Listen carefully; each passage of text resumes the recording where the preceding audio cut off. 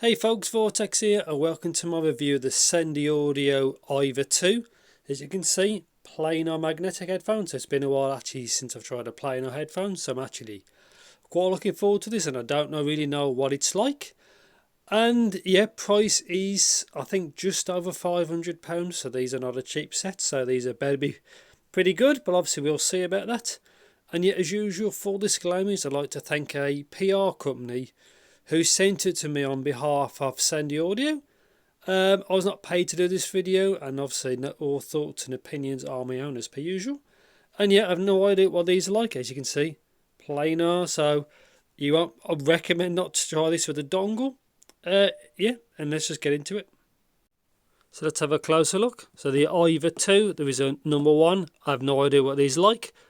Anyway, I don't know what they're like anyway, so Sendy Audio, as you can see here, they are a off-brand of Circa, I think. So let's have a look at the back. A little bit of damage on the back, but should be fine really. So frequency response 20 Hz to 40 kHz. Sensitivity 96 dB, weight 420 grams. This box is quite heavy. Impedance of 32 ohms. So this might be a little bit to push it, but I don't really see any problems with that. If not, I can just use high gain. Obviously, I'll be trying this mainly with my topping L30 Gen 2, which should be enough. It's a nice, really nice case, really, and I think that's it.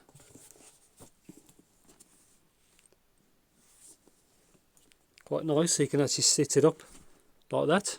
Let's have a closer look.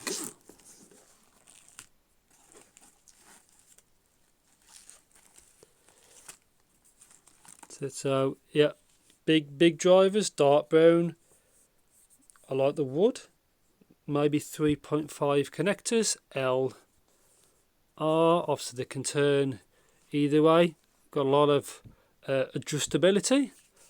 No real padding in the top. I'll have to see what these are like.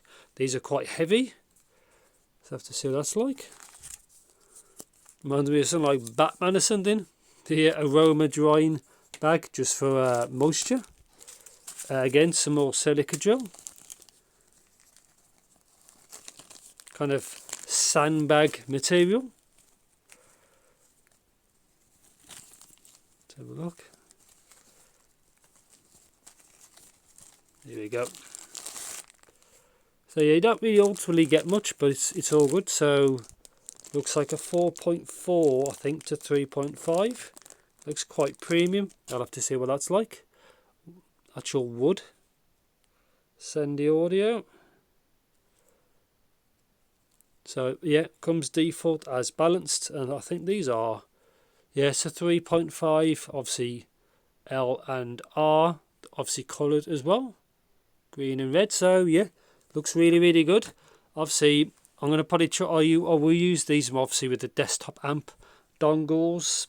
You probably can on some of the powerful ones, but I'm going to use desktop equipment with this. And yeah, quite heavy, so I'll have to see what the comfort's like. So I'm going to spend a few days with these, and obviously for use just a few seconds. So yeah, I'll see you in the next clip. Yes, so welcome to my review section of the Sendy Audio Aiva 2. I have not tried the first version. It's been a while since I've tried a planar, but yeah, let's get into it. So the cable is this. Very good, very high quality. You can either use it balanced, if you take that off, or like I did, because my amp is only single-ended, 3.5 to 4.4, and that goes back to 3.5, obviously at the connector. Very good solid cable. It's a bit too thick, probably a bit heavier if you want to use something like this outdoors, but I didn't. Yeah, very good quality cable, obviously 2 to 3.5 connectors, as you can see here. But yeah, very good. Just take these off. There you go. So these are, it's a comfort and fit, so these are quite heavy, but it's not too bad. There's no padding on here, but how this works is, and there's not too much clamp. It's a little bit more comfortable I was expecting, but it's always going to be heavy, so just bear that in mind if that really kind of affects you, especially maybe in this section here. But yeah, pads are really good. I think I've seen something like that before from I think Civic, because obviously it's the same parent company. But that's what they look like, left and right, as you can see here. There's a ton of adjustment. That's the adjustment that I've had mine on. So I've got a smaller head, I'd say, for an adult. But if you've got a big fat head, you might obviously adjust it to, whatever you want. And obviously they do go left and right as well. They don't go flat. That's the max they go. But apart from that, they seem really good build quality. So isolation, while I'm at here, there isn't none. So open back headphones, especially Planars. Well, not Planar, but just open back in general. Everybody can hear what you're doing, so if you got people who you have to be quiet, don't get these. You have to go close back. Now, yeah, that's basically it, really. I think even as closed back depends how well sealed, because some are semi-closed. So, but anyway, that's that. So pound sensitivity, you do need desktop equipment, either one of the really powerful dongles or just desktop gear like me. I use this with my Topping L30 Mark II in high gain, not that high up maybe. So on the volume knob for the L30, like where my finger's pointing is the lowest. Obviously that'd be like medium, and then that way is kind of high. So I was down towards the lower volume of high gain, if you understand what I mean. So it's not too bad, but I mean high gain.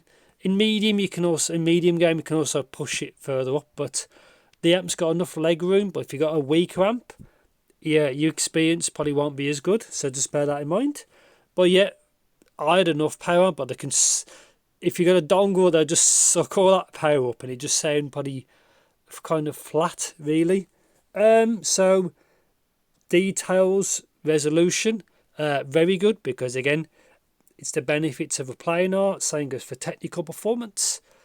Timbre is a bit off because they can be quite bright, but I'll get to the sound in a bit. But yeah, so soundstage and imaging, they both seem to me very good. Again, open back does benefit towards that.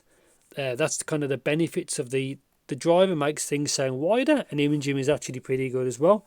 So really the only negatives at the moment is probably the weight, because they're quite heavy, and they are power hungry, and Planar tends to be tuned on the brighter side, which these are. But anyway, it's the sound of these. So obviously I can't graph these, so low end on these, the bass is impactful enough, but the beauty of Planar drivers like these, you can also EQ that up.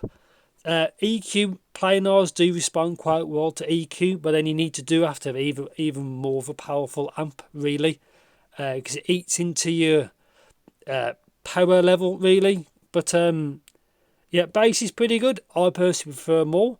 Dynamic drivers tend to be the king of bass, but this is faster and it can be a bit cleaner. Yeah, so bass I would prefer a bit more, and sub bass a bit more as well, but that's my preference. But EQ is your friend, especially for Planars. Now mid range, not bad at all. It could do with a little bit more. I think the lower mid seemed a little bit lacking, so it could do again a little bit of an EQ to boost that up. With EQ, these will solve any problems with these because they are really flexible. But mid range I thought was actually pretty good, really. Again, he probably could do with EQing a touch more in the lower mids, and that'd help with the bass, really, to give it a bit more body, my opinion. So upper mid range, lower treble vocals on this set I thought was actually really good. They are a bright set, so again, kind of a trade-off with Planar drivers is they can be quite bright. Now some people that doesn't really bother them, but some people it does. I did find them a bit bright, but again, that's my thoughts on this. Also, again, you can EQ these to your heart's content, and that's probably one of the trade-offs. It makes it sound, the timbre sounds a bit off, but if you could slowly EQ that out and slowly EQ some upper lower mids, these are like really near enough perfect headphones. Obviously, they're a little bit heavy. Again, it's been quite a while since I've used some Planar headphones, but on the whole, apart from these little nitpicks, these are a fantastic pair of headphones.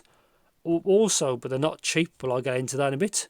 But yeah, sound wise, overall, I'm actually quite happy with them. It's just those two things really kind of pop me off, which is the brighter treble and the lower mids, but that can be fixed really for nothing. So conclusion, what do I think of the Aiva 2s? I think these are a really good pair of headphones. Obviously not cheap. I think for dollars it's $550 to like 600, and obviously pounds should be lower than that. I'll try and link some stores in the description, but yeah, good overall set. Obviously 3.5, so if you ever need another cable, you can see there they are relatively affordable. I've not tried to pad swap these. I don't want to break anything, but the pads probably do come off, but I'll check that on another date because I've had no reason to take them off. And they also only come with one pair of pads. Build is very good. I think I've seen something like this before. They are quite a bit heavy. They are a very resolving pair of headphones. So I think out of all the headphones I've ever tried, which is, to be honest, not many, these are probably the most resolving. Obviously, I've tried a lot of IEMs. But yeah, I did like my time with them. They're not cheap, which is planar headphones normally never are really. Unless it's like single-sided planar, which is a bit cheaper. But yeah, on the whole, I did like my time with it. So really, three factors is: one, price; two, that treble. Again, you can solve that for free. And lower mids into the bass. Again, EQ, you can solve that for free. But yeah, I like my time with these. Not cheap, but make sure you got a good amp and you should be fine. So yeah, I think I'll end it there. If you think I missed anything or you want to know more about the Sendy Audio Aiva 2s, yeah, let me know in the description. Thanks for watching. Take care, and yeah, I'll see you in the next video.